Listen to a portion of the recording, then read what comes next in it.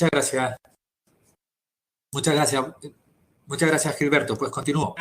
Estaba diciendo que creo que una referencia que hay que tener muy en cuenta es esa sentencia, por lo que dice, y quizás es más importante lo que se dice al revocar la sentencia que al confirmarla. ¿Por qué? Porque lo que entra a valorar exclusivamente es si se ha producido o no una ruptura del nexo causal. Y en este caso llega a la conclusión de que sí. Pero aquí es donde creo que realmente se aportan unos argumentos que son los que uno puede entrar a valorar para ver si vale la pena o no el presentar la correspondiente demanda. ¿Y cuáles son esos argumentos? Bien, se declaró el estado de alarma, se cerró el espacio aéreo y los motivos fueron, resumiendo esa sentencia, 4 motivos. El primer motivo fue porque la Audiencia Nacional consideró que era absolutamente imprevisible, grave e insuperable. Primer argumento, imprevisibilidad. Segundo argumento, irresistible a corto y medio plazo. Tercer argumento, ajeno a la planificación propia de cualquier empresa. Y cuarto, que era la única solución posible acorde a un criterio de prudencia. Claro, con esos 4 argumentos creo que ya sabemos cuál va a ser la estrategia de defensa de la administración pública, porque básicamente fueron los que se alegaron en ese procedimiento y fueron los que se estimó por el tribunal. Por lo tanto, creo que de tremendo valor esa sentencia. Es que tengo una sensación extraña porque están saltando y entrando. Vale, continúo. Pues bien, ¿qué es lo que quiero decir con todo esto? Pues que a la hora de valorar la pertinencia o no pertinencia, esos serían los 4 requisitos a valorar. Y no sé si con esto respondo a la pregunta de Pilar, que se ha caído. No, estoy aquí, Luis, no me he caído. Estoy aquí. ¿Me oyes? ¿Pilar? Sí, ¿me oyes? Me parece que Luis no nos oye. Entonces, si podéis ponerle las preguntas por el chat, Pilar, estaría bien. Luis es el que no escucha. Por eso. Pues si le ponemos las preguntas por el chat, así que él lee el chat. ¿Lo ve? Sí. Eso es.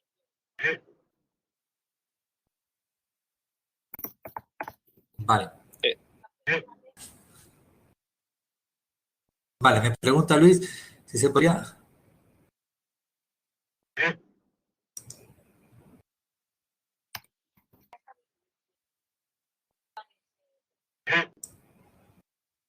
A ver, los 4 elementos, lo que quería decir en la... A ver. Vale, mi última pregunta es cuanto a la legitimación pasiva, Estado, comunidad...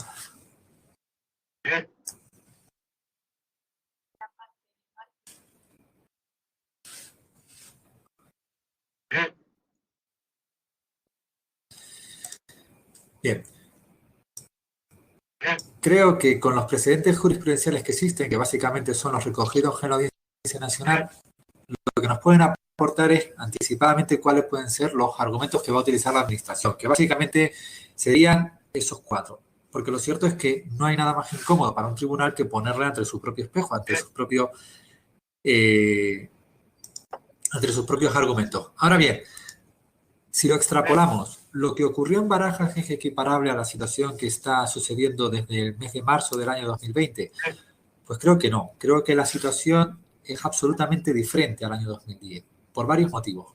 El primer motivo, como pregunta Pilar acertadamente, no estamos ante una única administración. Porque todas las resoluciones que se han dictado y que han podido causar de manera directa o indirectamente perjuicios no solo ha sido la administración del Estado, sino también las distintas comunidades autónomas. Por lo que eso ya anticipa que va a haber unas estrategias distintas. Habrá que estar a las circunstancias de cada comunidad autónoma donde se plantee la reclamación. La segunda cuestión, el segundo aspecto que nos diferencia del año 2010 es que si bien en el año 2010 hubo una causa muy concreta, como pudo ser, o una consecuencia muy concreta, como fue el cierre del espacio aéreo de manera muy breve, aquí nos encontramos a que la situación ha afectado a prácticamente todos los sectores de la actividad económica y a personas en distintas circunstancias. La tercera cuestión que nos diferencia ahora respecto del 2010, como bien apuntaba Jaime en la presentación, es que no solo hay recursos de constitucionalidad en trámite que pueden abrir pues, unas nuevas posibilidades de reclamación, sino que hay también procedimientos penales en curso, y no solo eso, también han habido ya pronunciamientos previos tanto de los juzgados de lo social como del Tribunal Supremo. Los juzgados de lo social, por ejemplo, el juzgado de lo social de Teruel o el juzgado social de Alicante han condenado a distintas administraciones a las distintas comunidades autónomas precisamente por no haber facilitado a los sanitarios el disponer de los medios adecuados para desarrollar su trabajo con plenas garantías. Quizás la resolución más importante hasta ahora que haya recaído es la de 8 de octubre del 2020 del Tribunal Supremo dentro de un procedimiento de protección fundamental, de protección jurisdiccional de derechos fundamentales. En ella el sindicato de sanitarios pues, reclamaba no solo esa declaración de lesión de derechos fundamentales, sino también que se requiriera a la Administración para adquirir todos los medios necesarios. Pues bien, ahí el Tribunal Supremo ya hace una primera declaración que ya se puede considerar como un hecho cierto, y es que dice abiertamente que era notorio que los profesionales sanitarios no contaron con todos los medios que eran necesarios y que por lo tanto se había producido una lesión de su derecho fundamental del artículo 15 en relación con el artículo 40 y 43. Es decir, no cierra la puerta, establece específicamente que se han producido vulneraciones de derechos fundamentales, también se cuida mucho de decir que no hace valoraciones de culpabilidad ni de responsabilidad en ese momento, porque el objeto del procedimiento es solamente un pronunciamiento sobre los posibles derechos fundamentales afectados, en este caso el derecho a la integridad y poder trabajar en condiciones en las que no suponga poner en riesgo la salud. Y no hace más que reiterar los autos recogidos el 31 de marzo y 20 de abril del 2020 en los que creo que no hay ninguna duda de que cierta falta de previsión sí hubo. Y finalmente, también hay una situación que cambia mucho respecto al año 2010, y es que Hacienda se ha movilizado para centralizar todas las reclamaciones a los efectos de valorar su incidencia presupuestaria. Es decir, si tuviéramos que establecer en términos deportivos, por así decirlo, aunque quizás no sea lo más adecuado, porque no deja de ser algo jurídico, pero digamos que hay partido en ese sentido, es decir, hay esa posibilidad de que exista esas declaraciones de responsabilidad patrimonial, porque aunque se fijó en el año 2010 una serie de criterios, parece claro que esos criterios o esos motivos van a ser difíciles de mantener por la propia administración. Sí, Pilar, creo que con eso contesto a la pregunta de las administraciones.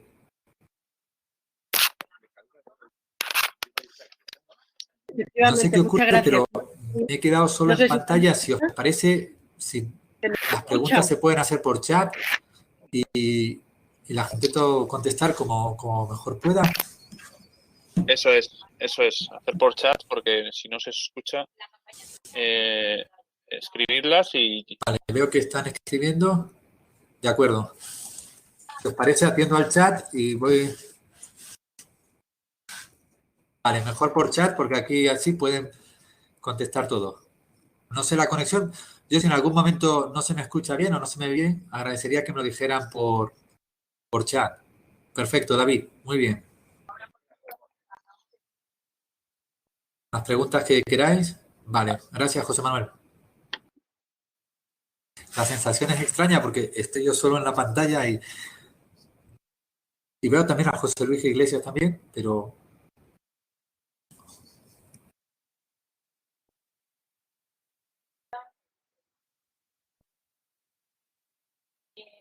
A ver si a ver.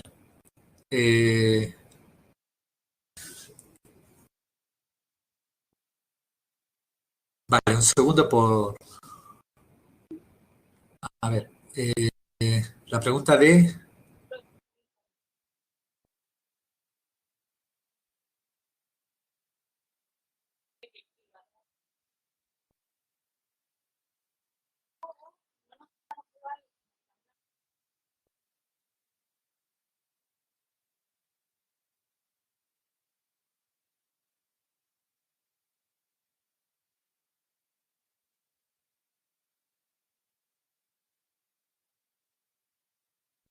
Vale.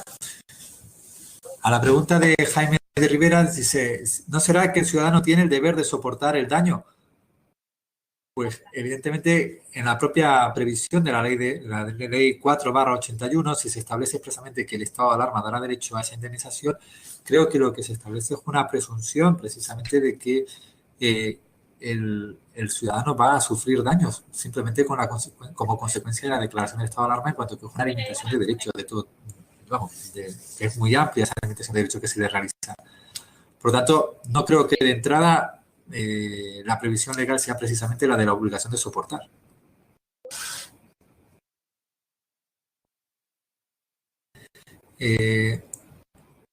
Independientemente de la viabilidad, preguntan por la posible imposición de costas en caso de no prosperar.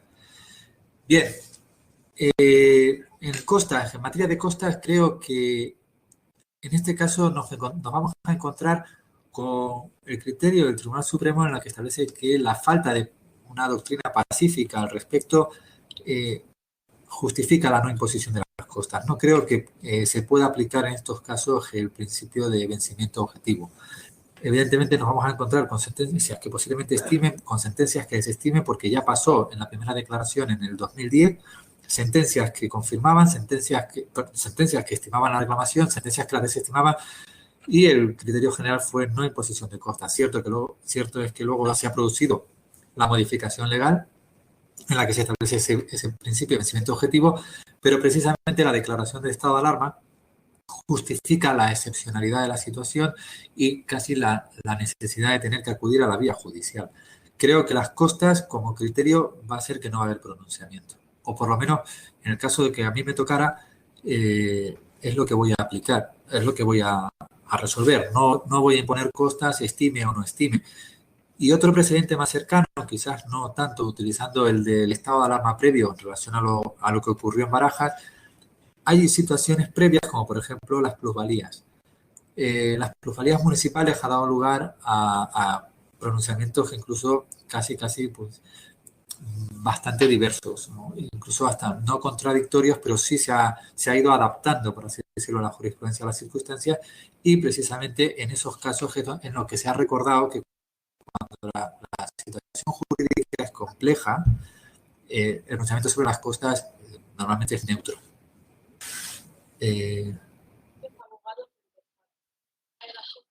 Jaime, según tu opinión, ¿consideras que los recursos de constitucionalidad si pueden prosperar o no? No tengo bola de cristal. Los recursos de inconstitucionalidad son muy complejos de entrada porque suelen tardar mucho. Y eso da una idea de que muchas veces se aplica quizás la oportunidad. ¿Posibilidades de que prospere? No lo sé. Lamento no poder contestar. En cuanto a las costas, preocupación recurrente. Sí, entiendo lo de las costas, pero creo que en este caso, no tirando tanto el precedente de la situación del estado de alarma, sino de plusvalía o casos en los que el propio Tribunal Supremo ha tenido que convocar a pleno para unificar criterios, pues entra dentro de lo normal el no imponer costas. De hecho, uno de los criterios ya consolidados es que en los casos en los que se resuelve apelación o en los casos en los que se resuelve casación y no hay unanimidad por el tribunal, sino que hay votos particulares, tampoco se ponen costas. Es la norma general. En estos casos, seguramente las reclamaciones que acabarán llegando al Supremo, me cuesta creer que llegue a haber una unanimidad en todos los recursos que se lleguen a plantear. La obligación de soportar el daño vendría establecida para los 15 días que establece la ley. ¿No crees que dejar alargarlo a 3 meses ya sería argumento suficiente como para considerar que existe un funcionamiento deficiente de la administración? Pues Pilar, efectivamente, por definición un estado de alarma tiene que ser breve porque implica una limitación de derechos fundamentales sin parangón. Por lo tanto, la necesidad de que se aleve. El hecho de que estemos acumulando casi 9 o 10 meses de estado de alarma es una situación pues que de extraordinaria excepcionalidad. Vale.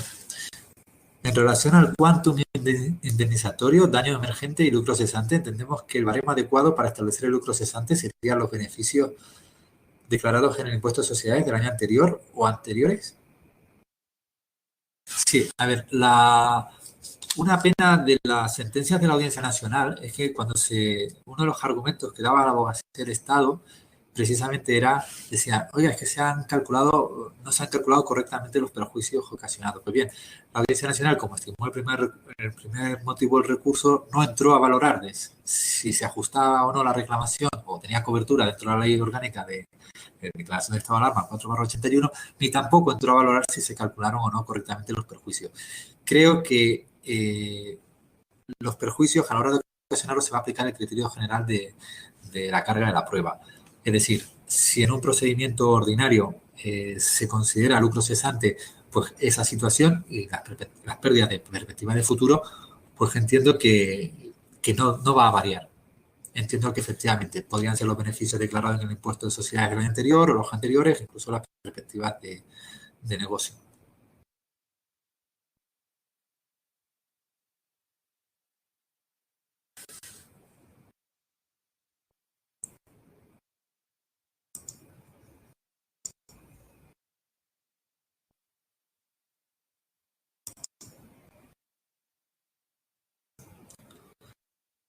Bueno.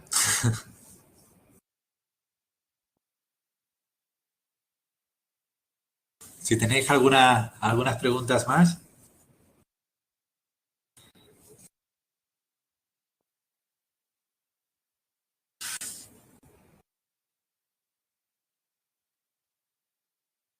Sí, bueno, responsabilidad patrimonial del Estado frente a inversores extranjeros y demandas que se están planteando vía arbitraje internacional, eso obviamente escapa a mi competencia, a mi capacidad.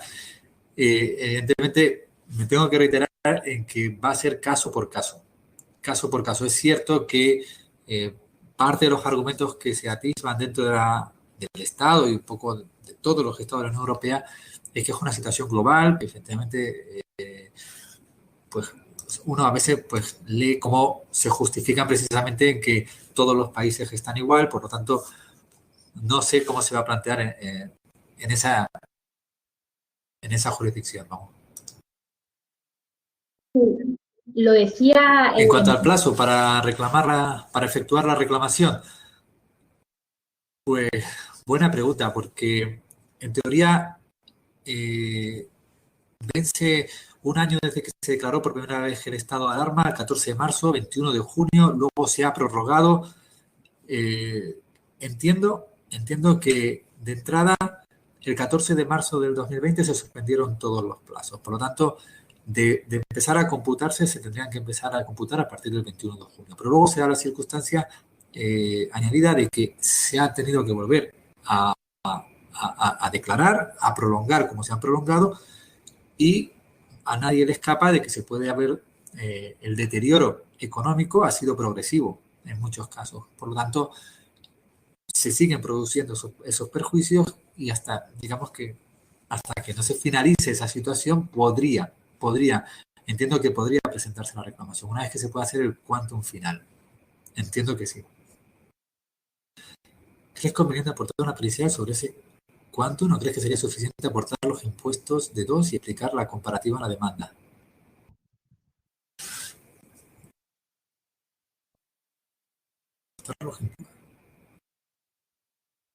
Bien, si se va a presentar demanda por reclamación patrimonial del Estado por las pérdidas sufridas por una empresa, sí entiendo que siempre es mejor que vaya acompañada por una pericial contable. Una sociedad limitada que explota un local de ocio nocturno, pero con pérdidas declaradas, ¿puede reclamar los gastos fijos, la amortización de... A ver, un segundo. Pero con pérdidas declaradas, ¿puede reclamar los gastos fijos, la amortización de inversión, daños de imagen, pérdida de clientela, daños morales? Por poderse se puede presentar, evidentemente. El hecho de que el año previo a la declaración del estado de alarma un negocio no tuviera beneficios, no significa que la situación no fuera a mejorar. Evidentemente, el estado de alarma ha podido generar unos daños objetivos. Esos daños objetivos como tal se pueden reclamar. Y en cuanto a los daños morales, entiendo que es una materia de bastante complicada de probar. Evidentemente la situación a nivel emocional es generalizada. Daños morales creados exactamente derivados del estado de alarma, pues son creíbles porque la situación es muy compleja, la situación es muy dura, pero también sería una cuestión de prueba. Evidentemente hay personas a las que hay que empatizar, hay situaciones muy complejas, hay personas que posiblemente lo han perdido todo y evidentemente el origen de o sea, esa situación ha podido generar una situación personal todavía peor. Personas que puedan pues iniciar tratamientos psicológicos porque lo han perdido todo, pues sí, sería creíble, evidentemente, claro que sí. Pero precisan siempre de informe médico. Okay. Pilar, ¿qué ocurre con las empresas que han tenido que cerrar? ¿Se puede acumular el importe perdido más el dejado de percibir con motivo del cierre? Creo que va a ser una cuestión de prueba, insisto.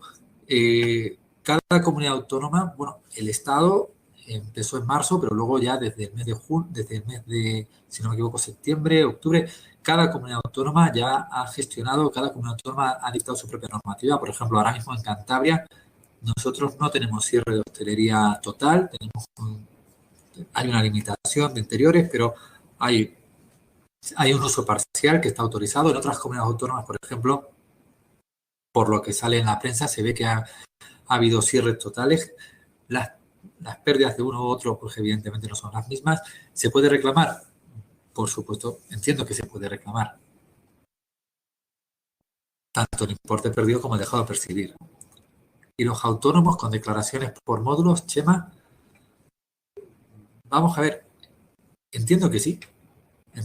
Yo voy a decir una cosa que, bueno, no, es una valoración personal que hago. Cuando se acordó el cierre de los juzgados, salvo las actuaciones absolutamente imprescindibles, necesarias, urgentes, que se concentraban básicamente en el ámbito penal, creo que, claro, a los abogados, a los procuradores, a todos los profesionales, a todos los operadores jurídicos, pues supuso un perjuicio bastante grande. Y no sé si alguien se ha preguntado alguna vez la posibilidad de que había una alternativa, se podían haber mantenido los juzgados abiertos para determinados procedimientos con cero riesgo para la salud de todos los intervinientes. Pues sí, la verdad es que sí. Nosotros, desde el año 2018, tenemos medios tecnológicos para podíamos seguir celebrando juicios de manera telemática. De hecho, empezamos a desarrollar un protocolo en el mes de abril y desde el mes de mayo empezamos a celebrar juicios telemáticos. Teníamos esa tecnología, podíamos utilizarla y de hecho, pues empezamos a utilizarla y con posterioridad, incluso en Cantabria, entre noviembre y diciembre se acordó un doble cierre perimetral, tanto de comunidad autónoma como de municipio, y aún así nosotros seguimos trabajando al 100%. A día de hoy, prácticamente el 90, el 85, 90% de todas las actuaciones que hacemos son telemáticas, no solo los juicios en los que la prueba es documental, también juicios con peritos o con testigos, y hemos podido seguir trabajando, claro. Y el perjuicio que se le ha ocasionado a los abogados y procuradores por el cierre de los juzgados. Hubo un funcionamiento anormal de la administración. La administración tenía medios tecnológicos para seguir trabajando al menos en un 70 o un 60%, pues sí, porque yo como juez tengo esos medios y podía hacerlo. Lo que ocurre es que me cerraron. Entonces, claro, cuando estaba cerrado no podíamos, pero desde el punto de vista tecnológico se podía hacer. Eso extrapolado a los autónomos, pues efectivamente, los autónomos pues han visto cerrada toda posibilidad de trabajo. Pueden reclamar. Evidentemente esa situación de partida existe. Marco, Jaime de Rivera, si el estado de alarma causa el cierre provisional, tengo un daño tasado y concreto, pero si me ha abocado al cierre definitivo, un segundo, perdón, pero si me ha abocado al cierre definitivo, pérdida de la empresa, pérdida de todo el negocio e inversión, ¿hasta qué punto puedo reclamar la totalidad de la pérdida de mi inversión? Bien, si el cierre es consecuencia directa de una resolución de la administración, pues creo que, salvo que se desvirtúe por la administración esa relación de causalidad, en lo que se va a centrar, o en lo que se debería centrar el debate, es una cuestión de cuantificación directamente de esos perjuicios, claro. En Pilar, y sí, de la totalidad de la pérdida de la inversión, efectivamente. Pilar Barranco, gracias. Un segundo, por favor. Patricia María, muchas gracias. Gracias, Patricia. Jaime de Rivera, ¿están llegando ya este tipo de demandas al juzgado? Todavía no. Nosotros, en principio, no tenemos y valoramos que por los cambios normativos que se han producido es posible que las demandas se presenten directamente ante la sala de lo contencioso administrativo del TSJ o directamente ante los juzgados centrales de lo contencioso administrativo. Creo que los juzgados de lo contencioso administrativo al final es probable que no conozcamos o conozcamos algunas puntuales.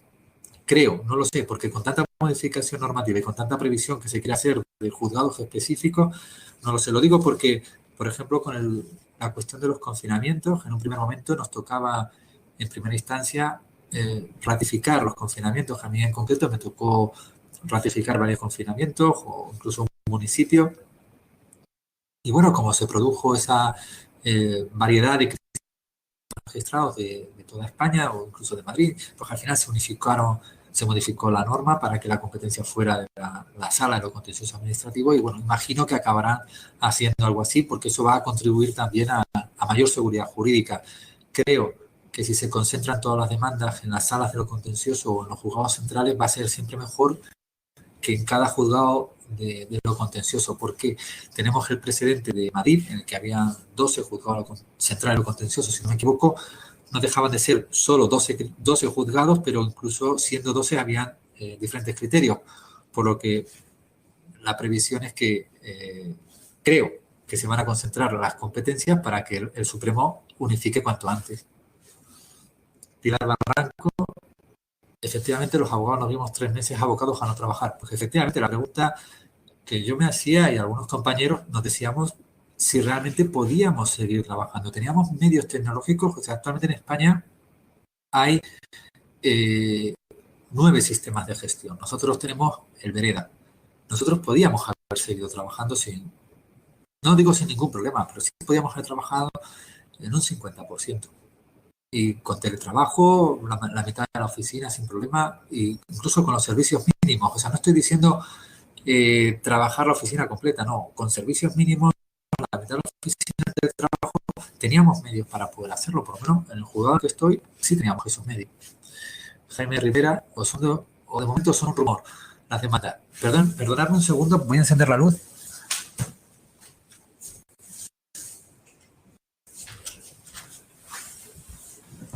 Ahora, mejor porque veía que se estaba apagando, se estaba metiendo ya el sol. No creo que las demandas sean un rumor en el momento en el que el Ministerio de Hacienda ha dicho que va a centralizar todas las reclamaciones y sobre todo porque ya hay muchas en el ámbito sanitario, sobre todo muchas condenatorias por falta de medios. La siguiente consecuencia seguramente sea aquellas personas que efectivamente se hayan visto perjudicadas por esa situación de falta de medios en la sanidad pública. Luis, ¿no cree que aunque se aportasen pruebas suficientes y el fallo fuera favorable para el reclamante, sería materialmente imposible o inviable para las cuentas que se presentan en Bruselas en el que se atiendan las mismas? No lo creo. No lo creo por un motivo, porque precisamente parte de los fondos europeos van precisamente a paliar estas generalizaciones. Reitero, Hacienda ha creado ya un organismo para centralizar las reclamaciones a efectos presupuestarios. Es decir, creo que desde la propia administración se están haciendo trámites para controlar o por lo menos hacer una estimación razonable de las reclamaciones que se presenten. Por lo tanto, sí creo que se van a presentar y sí creo que van a haber sentencias, reclamaciones que se abonarán. En el sector de Roberto Junquera, en el sector de las orquestas y los espectáculos trabajamos siempre por temporada, exacto, desde abril hasta octubre, por lo que desde octubre, de antes de la declaración del estado de alarma, no hemos facturado ni €1 y no nos han dejado trabajar nada. ¿Se podría reclamar algo? Pues aquí en Asturias tampoco hemos recibido ninguna ayuda ni €1. Entiendo que toda actividad económica que se ha visto afectada por la declaración del estado de alarma puede reclamar. Efectivamente, la Ley Orgánica 4/81, que tanto reiteramos, establece esa previsión. Los precedentes jurisprudenciales que tenemos se han basado únicamente en analizar, por así decirlo, la relación de causalidad. Si fue o no fue imprevisible, si fue o no fue inevitable, si fue o no fue la única medida que se podía tomar en ese momento y si era o no era ajeno a la planificación propia de cualquier empresa.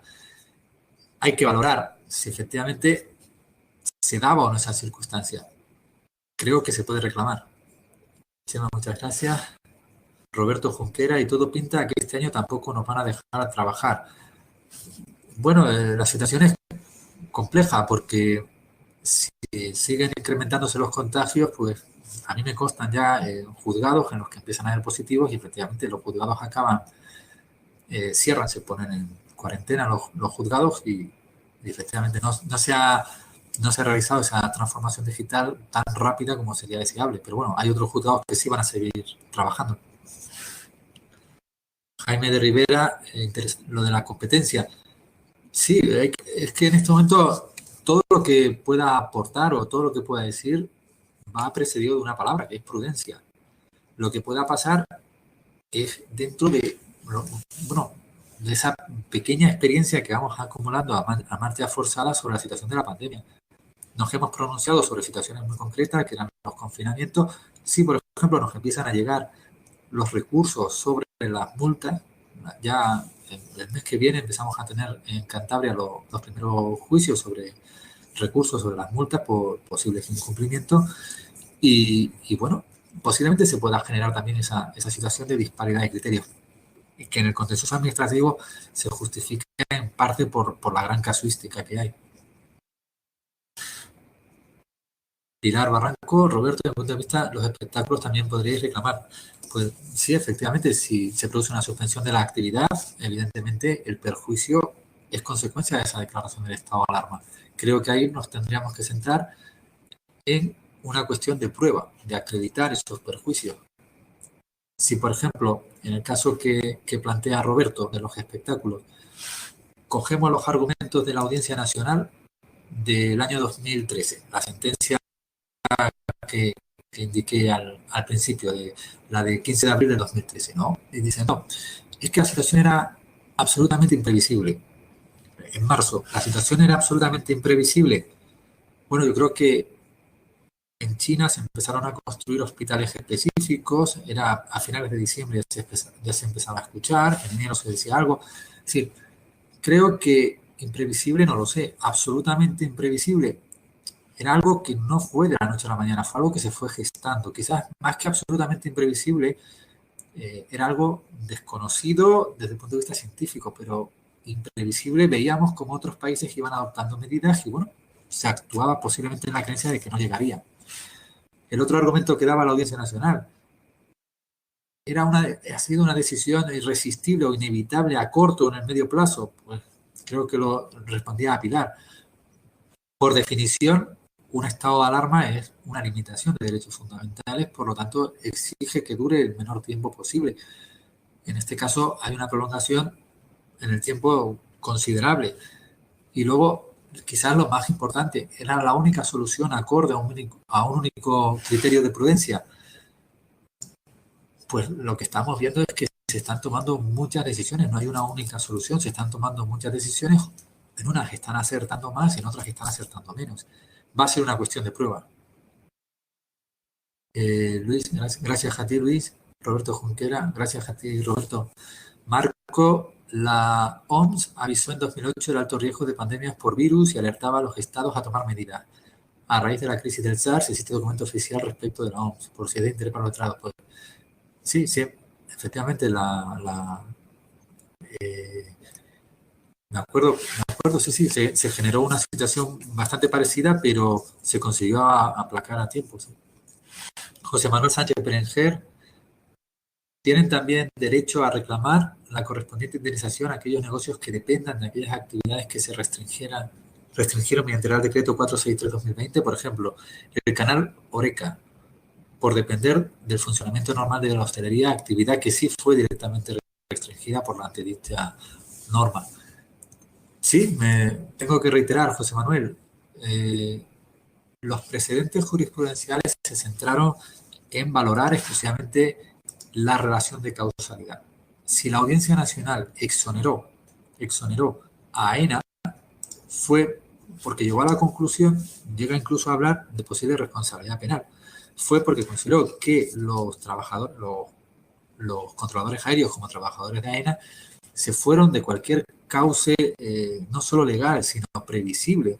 Creo que la conclusión a la que llegan en esa sentencia no lo dice literalmente, pero prácticamente dice que era impensable que esa situación se pudiera llegar a dar. No hubo aviso previo, no hubo, lo dicen literalmente, que era de la noche a la mañana de repente, pues como se presentaron tantísimas partes de baja que, bueno, consideraron que eso fue una situación, pues eso, que derivó al final en una responsabilidad penal. Se centró solo en la relación de causalidad. En este caso concreto, creo que existen resoluciones específicas que afectan directamente al servicio. Está claro que la causa sigue siendo la pandemia, pero sin desconocer que puede... Es que no quiero pronunciarme expresamente sobre un caso concreto, como podría ser Canal Oreca, porque se me puede malinterpretar, pero creo que es una cuestión de cuantificación de que podría serlo. Desconozco directamente esa relación de dependencia o la decisión concreta que se haya podido tomar que pudiera afectar a ese normal funcionamiento. Pero si efectivamente existe una paralización como consecuencia de una resolución administrativa expresa, esa relación de causalidad creo que es objetiva y sería una cuestión de prueba. Jaime de Rivera, entiendo que en su libre discrecionalidad el Estado puede adoptar muchas medidas y adoptó la más radical, o radial, que es el decreto de cierre de toda actividad que no fuera esencial. Pudiendo haber adoptado otro tipo de medidas, mascarillas, guantes. Por tanto, hay una responsabilidad objetiva. Bueno, es cierto que se dice que en España presente se han tomado las medidas más duras. Lo que ocurre es que, claro, hay que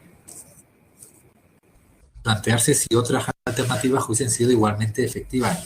No lo sé. Lo que sí sé es que en cualquier expediente de responsabilidad patrimonial que se plantee, todos esos informes en base a los cuales se tomaron las decisiones, las resoluciones administrativas, tienen que estar. Y es ahí cuando se puede hacer el juicio de proporcionalidad. Pilar Barranco. Alemania no ha cesado la actividad en todo el año hasta ahora y ahora es cuando ha decretado el cierre, pero compensando a las empresas con el 80% de las pérdidas. Podría ser un argumento también, aunque no tengamos la misma normativa, podría ser relevante dicho argumento.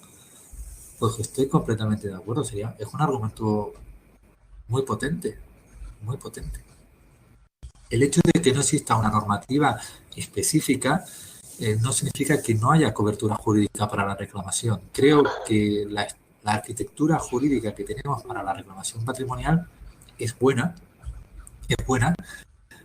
no porque no se concrete tanto en esas perspectivas económicas o de indemnizatorias sea más débil, creo que es buena, porque los elementos están bastante definidos jurisprudencialmente y creo que un argumento de derecho comparado de estas características, pues precisamente refuerza, me parece un muy buen argumento, sin duda. ¿Por qué? Pues porque en general, no solo en la responsabilidad patrimonial de la administración, sino en general la responsabilidad civil, es muy complicado en muchas ocasiones establecer indemnizaciones. Por ejemplo, un compañero anteriormente cuando preguntaba por los daños morales, si hay una materia tremendamente compleja para fijar un quantum son los daños morales. No hay una tabla de daños morales para determinadas situaciones y se suele hacer a tanto alzado, estimaciones.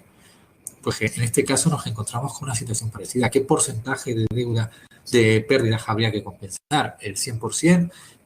Claro, hay que acreditar el 100%, pero bueno, es una medida que sin duda, yo creo que a día de hoy, si a todos los empresarios o a todos los particulares se les compensara con el 80% de las pérdidas sufridas y acreditadas, creo que no iba a haber, no se plantearían demandar. Además, los daños morales suelen tener una cuantificación moderada o modesta. Sí, en muchas ocasiones hasta irrisoria, me atrevería a decir. O sea, creo que no se valora en muchos casos ese daño moral. Y creo que muchas veces hay falta de empatía. Sinceramente, pienso que a veces no la hay. Yo me acuerdo, yo tuve un caso de cesión de datos personales en un municipio en el que el ayuntamiento, pues, bueno, se dio unos datos personales de un particular y pedía una indemnización por daños morales. Y y creo que la estimé, pedían, creo que era alrededor de 20.000 euros, que era una indemnización que podría parecer superior a lo normal, pero efectivamente había menores y había, entiendo que sí, que hay que ser más empático con ese reconocimiento de daños morales. Yo no creo que alguien reclame daños morales por capricho. En general están razonablemente documentados.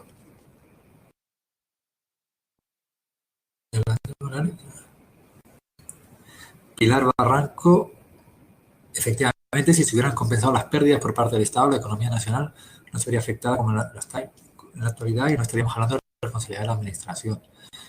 Es una cuestión ya de oportunidad política. Posiblemente creo que ahora más que nunca es el momento de impulsar la mediación, por lo menos en los asuntos derivados de la pandemia.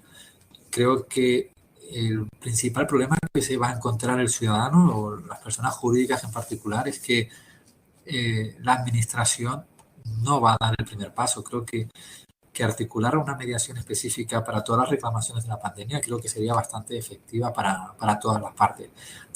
Creo que el ciudadano es consciente de la situación que ha habido, pero pretender también que asuma el 100% de los perjuicios creo que es muy difícil de aceptar y por eso creo que van a reclamar y en muchos casos con mucha razón.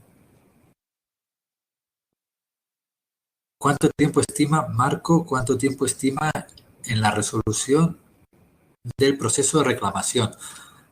Pues, en primer lugar, tendrá que presentarse ante la administración. La administración, entiendo que normalmente, si tienen intención de responder, pues normalmente suele ser un año. Por lo menos en Cantabria, cuando se presenta una reclamación patrimonial, viendo los expedientes administrativos, suelen tardar un año. Luego, cuando llegan a los juzgados, pues va a depender de la carga de trabajo que haya en los juzgados. Por ejemplo, si el juzgado en Santander, por ejemplo, los juzgados contenciosos administrativos, estamos dentro de módulos, tenemos una carga de trabajo más que razonable, tenemos unos 400 asuntos al año, 400 algo, y si es un abreviado, por lo menos en mi caso, en el juzgado al que soy titular, si se presenta una reclamación mañana, 22 de enero, el juicio los estamos señalando para primeros de marzo. Apenas 7 semanas tarda nuestra tramitación. Y si fuera un ordinario, rondan los 8 meses aproximadamente. 7, 8 meses. Va a depender de la carga de trabajo de cada juzgado. Nosotros estamos bien, estamos al día y en principio vamos a poder dar una respuesta ágil siempre que el volumen de entrada sea proporcional. Pilar Barranco, el Ministerio de Justicia ya está barajando esa posibilidad con el último anteproyecto de agilización de la Administración de Justicia, introduciendo la mediación como filtro previo al acceso a la Administración de Justicia. Sí, pero yo creo que hay que diferenciar la mediación para los asuntos derivados de la pandemia y luego la mediación general. La mediación en general efectivamente es una opción para determinados asuntos en los que pues posiblemente intentar llegar a esos acuerdos pues reduzca la litigiosidad. Yo soy fan de los abogados, es decir, yo nunca le reprocho a un abogado que recurra y más desde que estoy en el contencioso administrativo, porque muchas veces son los abogados que no tienen otra opción que recurrir. ¿Por qué lo digo? Tengo estimado por las demandas que nos entran a nosotros en el contencioso 2 de Santander, que casi el 15%, casi a veces el 20%, según la temporada, 15-20% de las veces que la administración ni contesta. Entonces, claro, un abogado, ¿qué le va a decir a su cliente? No, es que la administración no me ha contestado. Entonces, creo que por lo menos la mediación en los casos de silencio administrativo sería efectiva. Porque una administración que no contesta, una administración que no da argumentos cuando está obligado a ello, pues coloca no solo al cliente en esa situación de desamparo, sino al abogado. Es decir, yo no es que sea fan de ir a los juzgados, meter demanda, ir a juicio. No, es que yo estoy reclamando lo que considero que le corresponde a mi cliente, pero la administración me ignora. Entonces, claro, solamente con que se establezca la mediación obligatoria en los casos en los que la administración no contesta, es que ya sería mucho. Yo creo que un abogado al que la administración no contesta no hay cosa más irritante que sentirse ninguneado por la administración. Es decir, oiga, que yo he contestado, he presentado la reclamación, he presentado las pruebas y es que ni siquiera tramitáis un expediente. Y ha pasado muchísimo tiempo. Entonces, y luego está la mediación propiamente de la pandemia. Es decir, creo que es una mediación que tiene que ser muy específica, tiene que ser muy empática, tiene que ser muy moderada. Es decir, una mediación real que consista en esa predisposición al acuerdo, no por parte del abogado reclamante, sino por parte de la administración. La administración tiene que entender que aunque se haya dado una situación excepcional, llega el momento de que puede tocar compensar. Van a haber reclamaciones, la gran mayoría justificadas, podrán haber algunas fraudulentas o no justificadas, porque siempre en las situaciones de necesidad hay quien se intenta beneficiar, pero creo que hay mucha gente que lo ha pasado muy mal, hay mucha gente que se ha visto desbordada por esta situación y sinceramente creo que tienen pruebas documentales y evidencias de que todo esto, pues ese deber de soportarlo, pues va a suponer su ruina personal, no solo su ruina económica, sino su ruina personal. Y creo que eso la administración es lo que tiene que evitar, es decir, afrontar una mediación con esa perspectiva, es decir, vamos a intentar llegar a esos acuerdos tomando como referencia, como bien decía Pilar, quizás Alemania, que ha dicho, no, tomamos la iniciativa, vamos a compensar como mínimo un porcentaje de pérdidas. Es decir, acredítame los beneficios, acredítame cómo vivió usted antes y podemos llegar a un acuerdo en un porcentaje. Y yo creo que esa predisposición existe por todas partes. Cuando el Ministerio está barajando Pilar Barranco, totalmente de acuerdo en esos casos, Luis, pues eso. Pilar Barranco, la administración no contesta por sistema ya. Sí. A ver, la administración de justicia, la administración, ya no solo la de justicia, ya es la Champions. Pero la administración es muy complicada, la administración es irreductible. En las conversaciones previas con Jaime me preguntaba si con los requisitos de declaración de estado de alarma y perjuicio ocasionado se desactivaba la estrategia de defensa de la administración. Digo, no, la administración es irreductible y siempre va a tener una estrategia de defensa. Eso no tengo ninguna duda. Luis, oyéndole hablar, ¿no consideraría trasladarse a Madrid? Necesitaba magistrados con tanta claridad, celeridad y empatía, que me perdonen los cántaros. Bueno, yo soy de Tenerife, llevo aquí ya desde el 2004, no, desde el 2007. Desde el 2007. Estuve antes en Menorca y luego por aquí, bueno, muchas gracias, Luis. Jaime de Rivera, Luis, te apoyo, bueno. No sé, Luis, si tú Marco, me escuchas. muchísimas gracias, Luis, por tu tiempo y su orientación jurídica. No tengo mucha utilidad, tengo incertidumbre. Pero estaría bien ir cerrando. Marco, el placer es mío. Desde el principio dije que todo lo que pueda ser útil y abierto, y sin pronunciarme sobre el caso concreto, pero bueno, sí quiero reiterar que lo más útil que podéis hacer es coger la sentencia de 15 de abril del 2013, recurso 108/2012, y la sentencia de 10 de julio del 2013, recurso 35/2013, y fusilar esa sentencia. O sea, esa sentencia es muy importante, porque esa sentencia anticipa los argumentos de la abogacía del Estado. Y como dije al principio, no hay nada más incómodo para un tribunal o no hay nada más incómodo para una administración que ponerla frente al espejo con sus propios argumentos. Es decir, usted ya dijo esto, usted ya hablaba de que efectivamente fue imposible planificarlo porque fue de un día para otro, usted ya dijo de que era la única solución, usted ya dijo que duró el mínimo tiempo, fueron unos días, o sea, ya existen unos argumentos que, si se contrastan con la situación actual, pues es posible que digan, hay que dar otros argumentos. Y ya solo eso, pues abre un poco la opción, como mínimo, a negociar. ¿Y cómo bebes? ¿Moja la mascarilla? Pilar Barranco, yo prefiero que se traslade a Andalucía. Muchas gracias, Pilar. David, podemos seleccionar una pregunta. Joaquín Amaya, muchas gracias a ti, Joaquín. Pilar Barranco, gracias a ti, Pilar. Luis, ¿me oyes? Luis, ¿me oyes?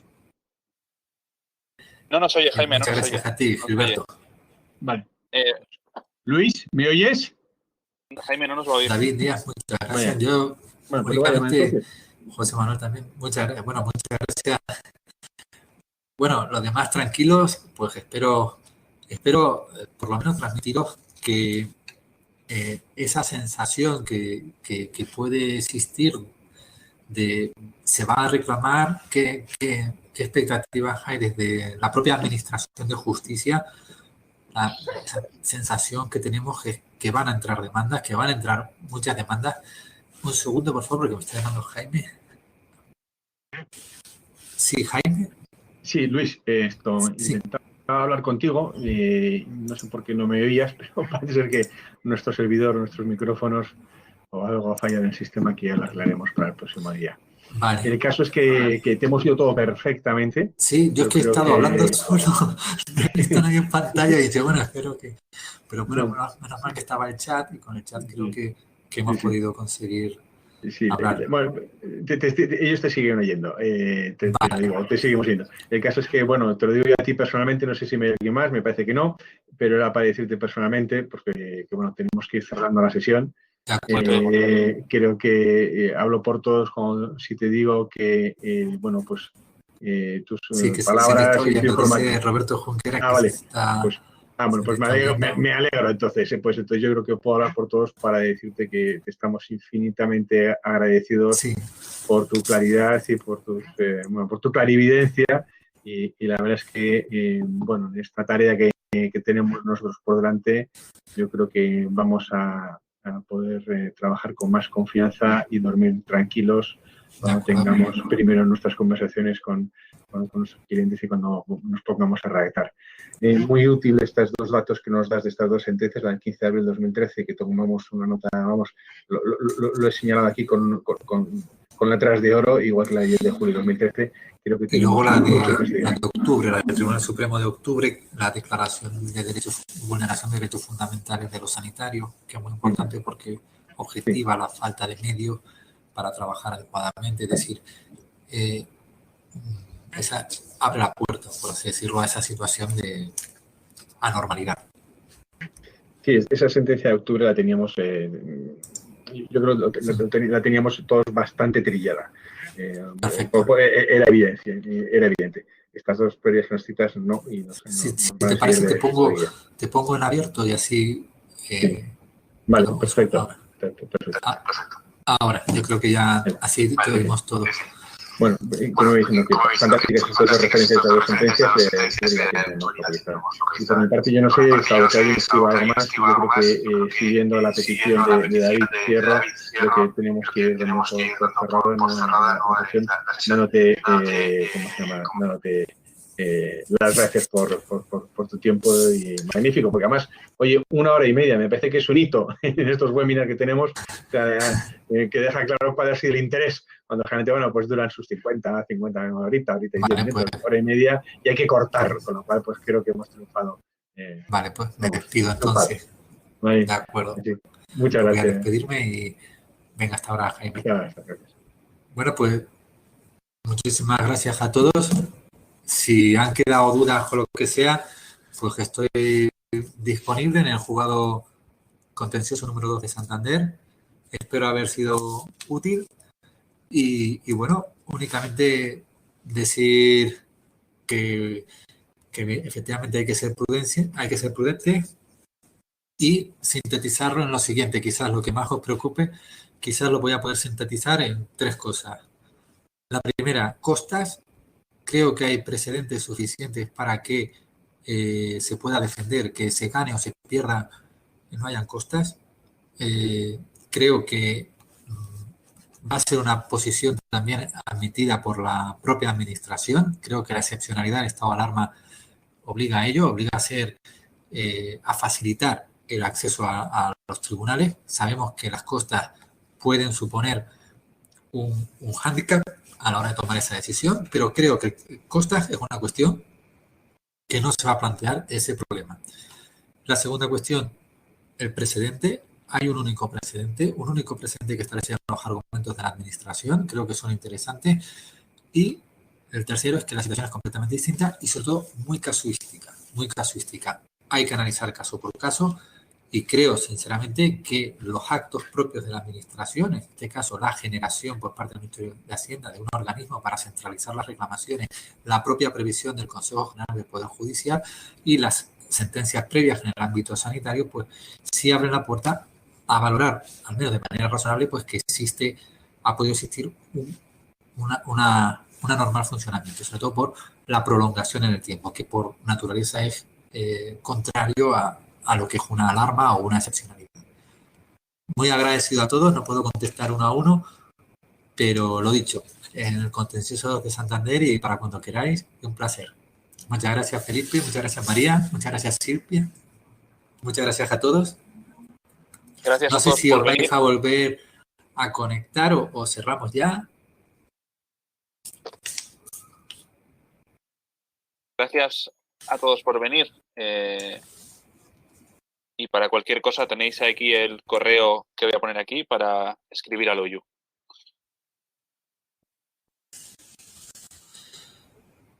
Muchas gracias a todos. Pues muchas gracias a todos. A Luis. Cerramos.